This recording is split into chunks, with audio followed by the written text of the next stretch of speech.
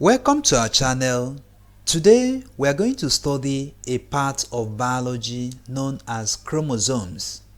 We are going to study this part with questions and answers for a better understanding. The first question we have here says, the thread-like structure in a cell that contains the genes of an organism is called dash. A. Mitosis. B. Meiosis. C. Chromosome. D. Acrosome.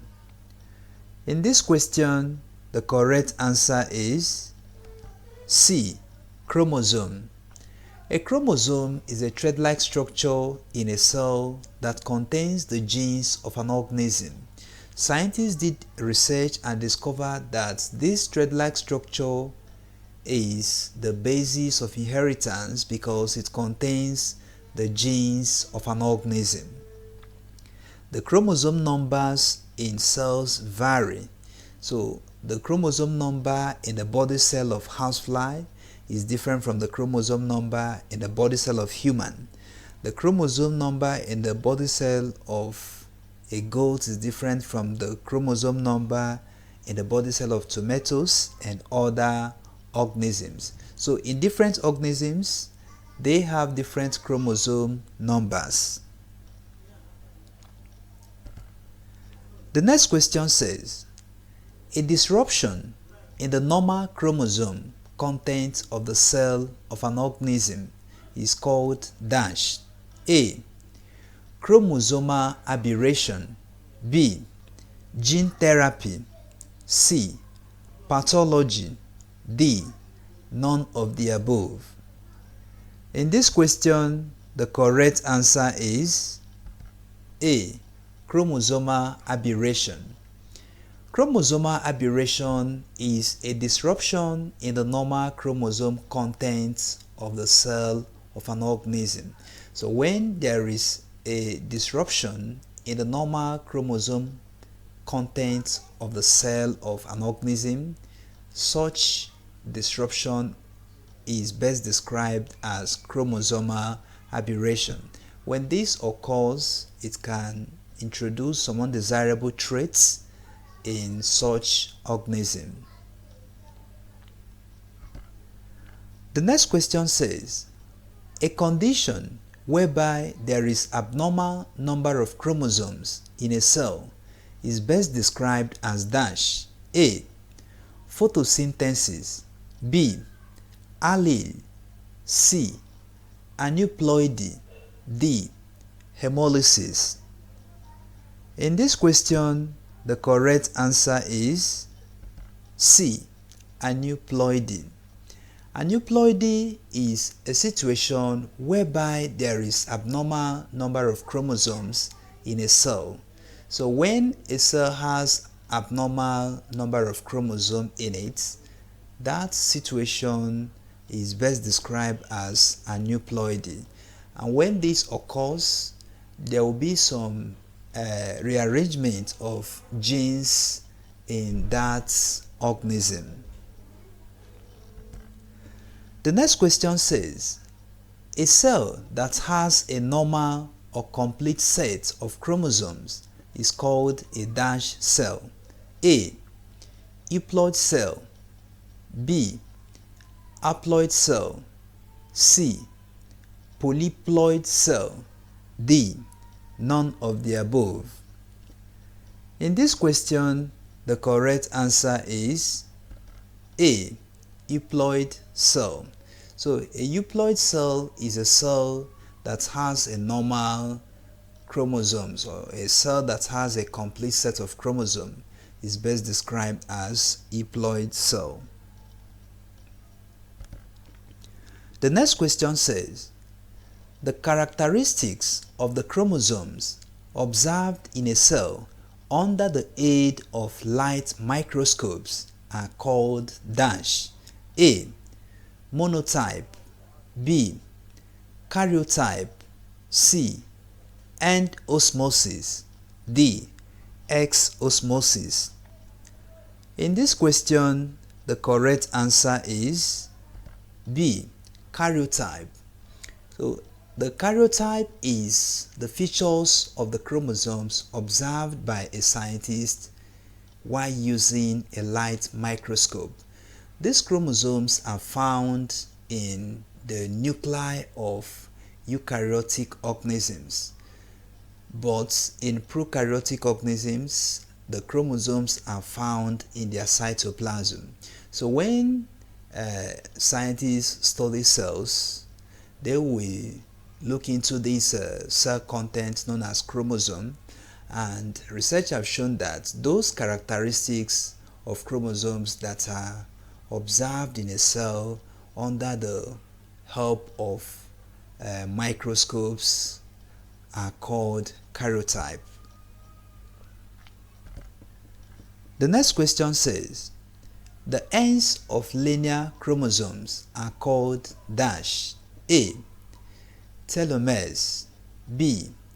Nucleus. C. Nucleolus. D. Cytoplasm. In this question, the correct answer is A. Telomeres.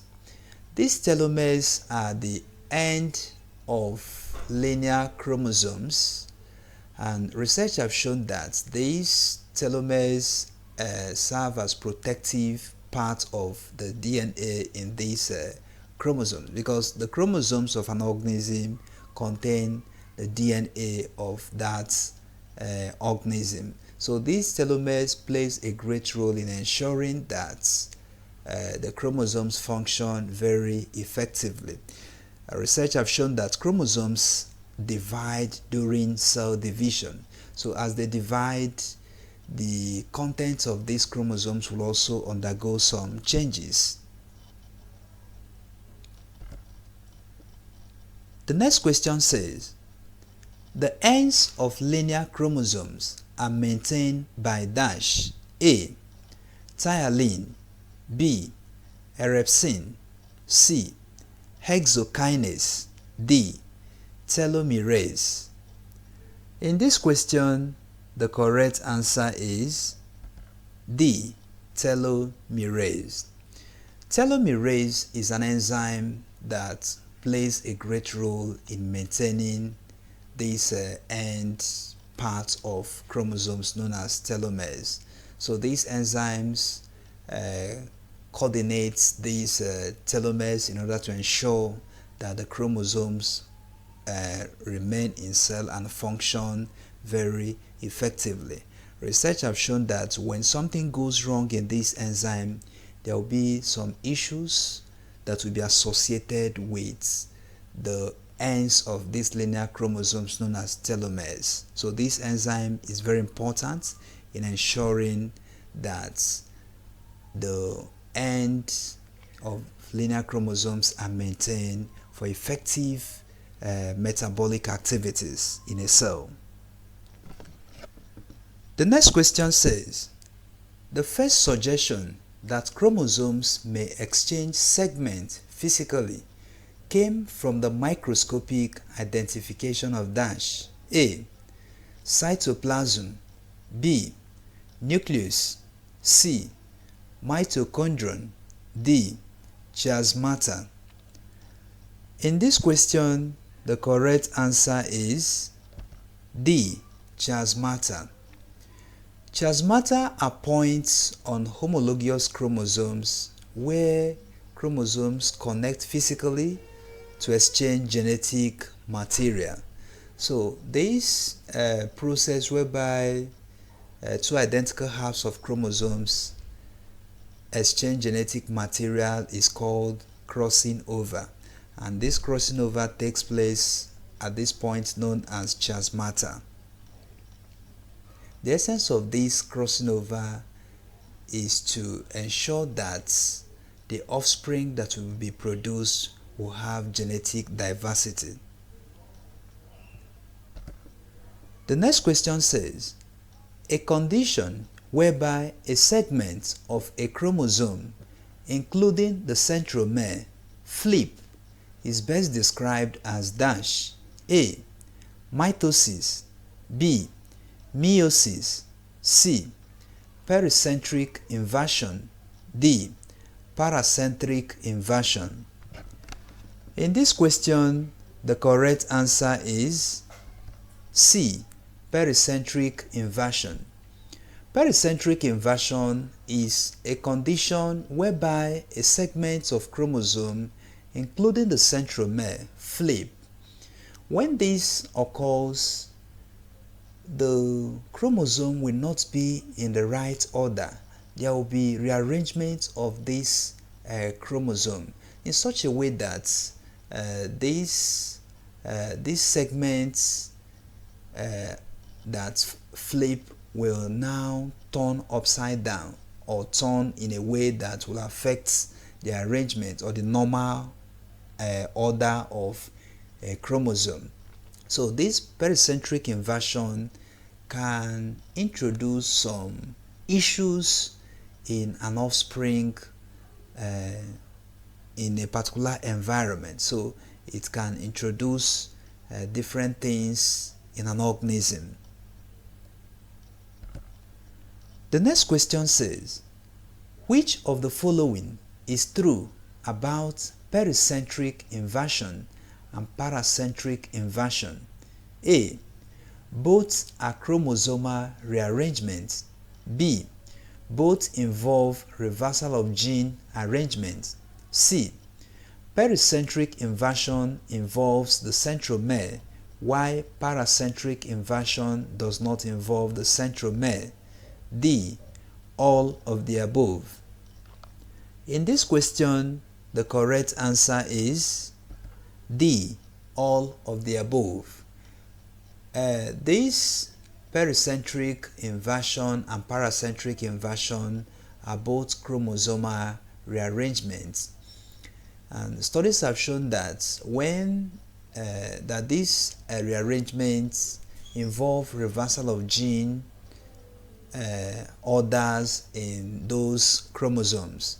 And studies have shown that pericentric inversion involves the centromere, while the paracentric inversion does not involve the centromere. So both pericentric and paracentric inversions are chromosomal rearrangements, but this particular one known as pericentric inversion involves the centromere. The centromere is the point at which two chromatids join together. So the paracentric inversion does not involve the centromere.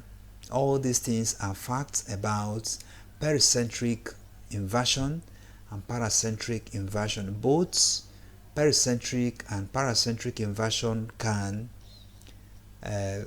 rearrange genes that are structured or that are placed on chromosomes. The next question says, the presence of more than two sets of chromosomes in a cell of an organism is best described as dash. A. Polyploidy. B. Haploidy. C. Diploidy. D. None of the above. In this question, the correct answer is A. Polyploidy. Polyploidy is a situation whereby a cell of an organism has more than two sets of chromosomes. So this presence of more than two sets of chromosomes in a cell of an organism can introduce different traits in those organisms, because the genes in these cells will not be the same level with the genes found in other organisms. The next question says, polyploid plants are characterized by dash. A. Disease resistance. B. Pest resistance. C. Tolerance to environmental stress. D. All of the above. In this question, the correct answer is D. All of the above. Polyploid plants are those plants that have more than two sets of chromosomes in their cells. Our research have shown that these polyploidy in organisms can be naturally caused or it can be induced. In plant studies, scientists find this polyploidy useful, especially in the area of plant breeding and genetics, because studies have shown that polyploid plants are highly resistant to diseases. These polyploid plants have ability to resist a lot of pests, and they can also tolerate environmental stress. All these things are advantages of polyploid plants, and because of these interesting traits of these plants, that's why scientists even induce polyploidy in plants in order to get these interesting things in plants during breeding processes. The next question says, a condition in which a male human is born with an extra X chromosome is best described as dash. A. Klinefelter syndrome. B. Glomerulus. C. Bowman's capsule. D. Down syndrome.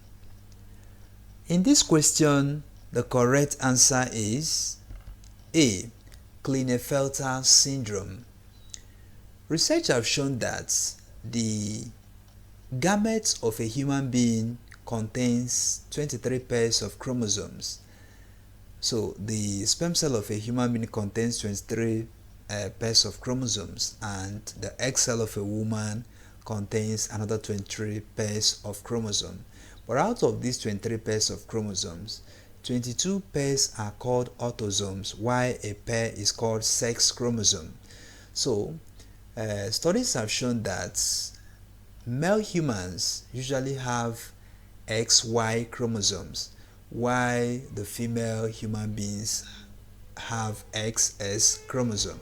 So a condition in which a male human is born with an extra X chromosome, that's XXY chromosome, is called Klinefelter syndrome. The next question says, a chromosomal disorder in which cells of female humans have only one X chromosome instead of two is best described as dash. A. Turner syndrome. B. Klinefelter syndrome. C. Mitosis. D. Meiosis. In this question, the correct answer is A. Turner's syndrome.